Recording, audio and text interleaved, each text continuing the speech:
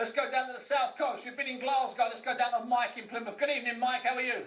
Yeah, hello, Buncie, mate. How you doing? I'm in shock. I'm in shock. Not because I dislike Tony Thompson, but because, I think David Price is a good fighter. What say you, Mike? Yeah, I'm absolutely gutted, mate, 'cause I've been following Price for, a while. If you look back, going way back when he knocked out Tom Dallas, I thought, this man can rock and roll, Yeah. But he's never been tested. And that's the key. He's never been tested. And the first time I got it, big time on the chin, he's gone right down. Yeah. So it's really interesting because I wrote a piece in today's Independent and I highlighted the disagreement that David Price and I have about how his career's gone. I said I want to see him in proper fights and tested, and he said I'm being tested in the gym. Because this is why I've always defended the people that knocked Tyson Fury. Because Tyson Fury's been on the floor, he's been wobbled, he's fallen over, he's been gone, the crowd's been about to get in the ring, and he's cleared his head and come back. And you're absolutely right.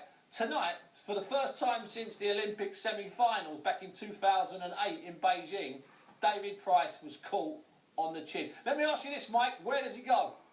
Well, I'll tell you what. He either fights Fury, yep, or he can go stateside and fight Deontay Wilder. And that is a big man who's got a big punch. And that's before you even think about the Klitschko's. No, and the good thing about Deontay Wilder is he's not been tested, so it'd be two guys that have both been smashing people over. That would be interesting. But here's the reason why I don't think that would happen. I think that's too big a risk for both of them. I've got a feeling, and Barry and one or two of the callers have, I think you've got to get Thompson. But I know one thing, if I was Tyson Fury, if I was Peter Fury out there out in the lakes in Switzerland on the Italian border, I'd be on the phone to Tony Thompson's agent now, signing him up for a fight in June. I would. Yeah, Buncie, listen, I also got another theory. I think that Price has been knocking people out round 1 and 2 for the last few fights. He's got 8,000 people in the crowd. Yeah.